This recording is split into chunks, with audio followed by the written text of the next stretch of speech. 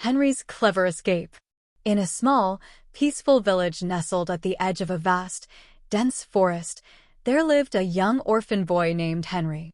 Though Henry was just 13 years old, he had earned a reputation far beyond his years.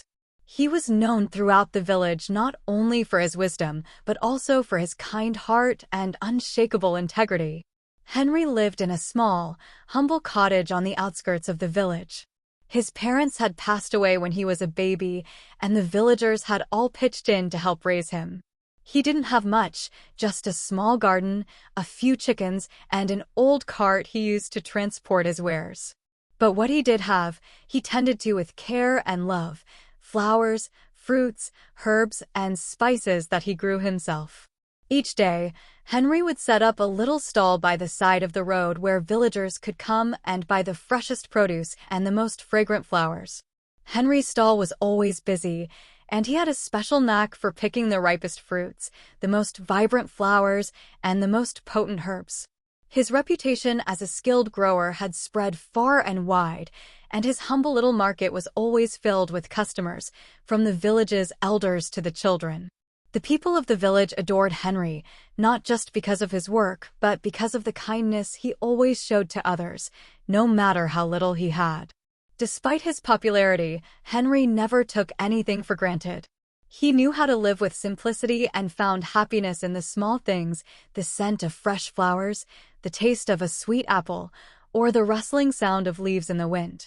But Henry also had a great desire to learn more. Every day, after tending to his stall, he would venture into the forest to collect herbs and spices, which he used to create special blends of teas and ointments he sold alongside his fruits and flowers. One crisp autumn day, Henry woke early, as he always did. The sun had barely risen, and the morning mist still lingered in the air. He packed his basket with an assortment of empty jars, a sharp knife, and a small pouch for any money he might earn throughout the day.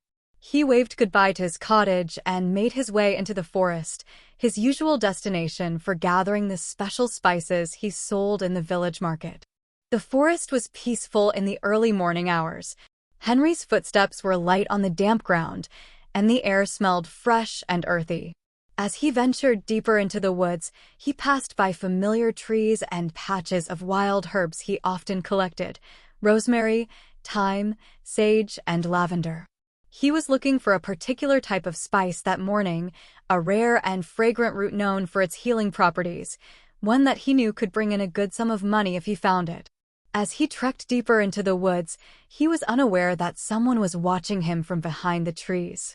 A man, dressed in ragged clothes with a worn cloak, had been following him from a distance. This man, named Malvin, was a thief. He had heard stories about Henry's success in the village and knew that the boy must carry money from his sales. Malvin thought it would be an easy job to steal Henry's earnings. After all, who would expect a young boy to be a target? Malvin was clever and had a reputation for tricking people. He knew that to steal from someone like Henry, he would have to be smooth and persuasive. He had to make Henry trust him. And so, as Henry wandered through the forest, searching for the elusive spice, Malvin approached him with a friendly, nonchalant air.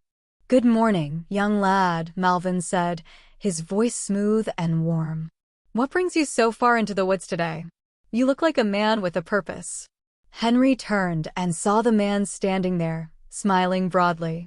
He was taken aback by the stranger's sudden appearance but was not immediately suspicious. After all, the forest was not unfamiliar territory, and people sometimes ventured into the woods for various reasons. "I'm collecting spices for my stall," Henry replied, offering the man a polite nod.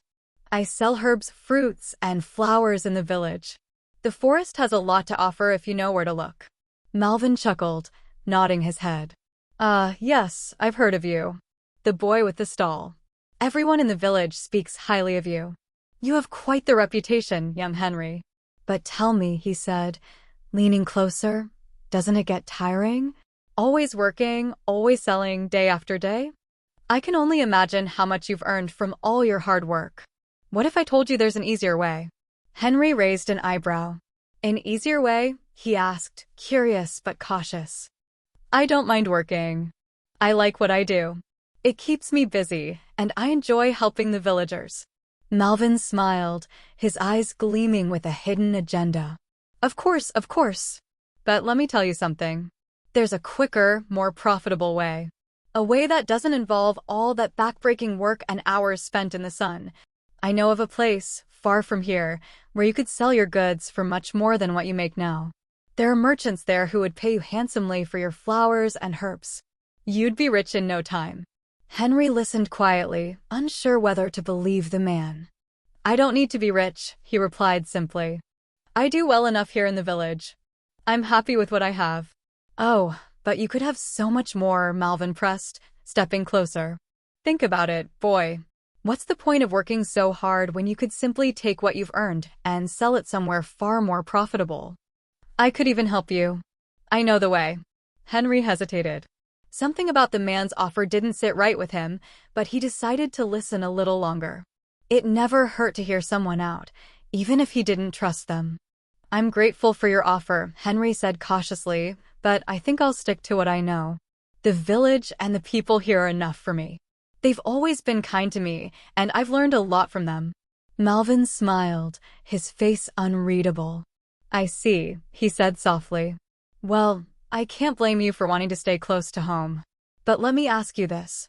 What if I told you that you didn't have to do this all by yourself? What if you had someone who could help you, who could guide you? I know the paths that will lead you to wealth, and I can show you where to go. I just need a small token for my trouble. A little something for showing you the way. Henry frowned, sensing that Malvin's offer was more than just friendly advice. A token? What do you mean? Malvin's smile widened, and his voice dropped to a whisper. A small share of your earnings. Nothing much, just enough to cover my expenses. After all, it's only fair that I get something in return for my help. At that moment, Henry understood exactly what was happening. This wasn't a friendly offer. It was a trick, a plan to take advantage of him. He had heard stories of conmen and thieves who would make offers like this, luring innocent people into traps. But Henry wasn't fooled. He had grown up around people who valued honesty, and he had learned from the best. He wasn't about to let a sly thief take advantage of his good nature. I see, Henry said slowly, his voice calm but firm. And how do you plan on taking your share? Malvin stepped closer, his eyes glinting with greed. Simple, he said. You hand me the money you've earned today, and I'll show you the way to those rich merchants. Trust me, this will be the best decision you ever make. Henry's mind raced, but he kept his expression steady. He knew he had to act fast. He couldn't let the thief get the better of him. You know, Henry said thoughtfully, I've been thinking about your offer. And it does sound tempting, I'll admit. But I've learned something in my years of living in this village. I've learned that no one gets something for nothing. If you want to help someone, you do it without expecting anything in return. And if you want something from someone, you have to earn it honestly. Malvin frowned, sensing that something wasn't quite right. What are you talking about, boy? Henry smiled, his eyes twinkling with the quiet wisdom of someone who had seen more than his age would suggest. What I mean is, I don't need your help, and I don't need to be taken advantage of. I'm perfectly happy with the way things are, and I don't think you'll be getting anything from me today. But, he added with a knowing smile, I think I can help you. Malvin's confusion deepened. Help me? How? Henry reached into his pocket and pulled out a small pouch of coins, the money he had earned from his sales earlier in the day. He held it out to the thief. Here's the help I'm offering you, he said calmly. You take this, and in return, I'll make sure you learn something important today. Sometimes, it's better to work honestly and earn what you deserve rather than trying to steal from others. Malvin stared at the pouch of coins, bewildered. What are you talking about? Boy, you want to give me money? You'll regret this. Henry's smile remained unchanged. No, I think you'll regret your actions much more than I will. Now, if you're smart, you'll leave this forest, return to the village, and make an honest living. You have the potential to be someone better than this, Malvin. But if you're too proud to accept that, then I'll leave you to your own devices. Malvin glared at the boy, realizing that he had been outwitted. But the moment passed quickly, and he knew he had no choice but to slink away, his pride wounded. As he disappeared into the woods, Henry watched him go, a sense of quiet satisfaction settling over him. The thief might have thought he could trick him, but in the end, it was Henry's wisdom and integrity that had won the day. Henry returned to the village, his heart light and his steps sure. He had learned a valuable lesson that day, not just about others, but about himself. In the end, no amount of money or trickery could replace the true wealth of honesty, kindness, and wisdom. And the people of the village? They loved Henry even more, for they knew that the boy who had grown up among them would always be the wise heart of their little world.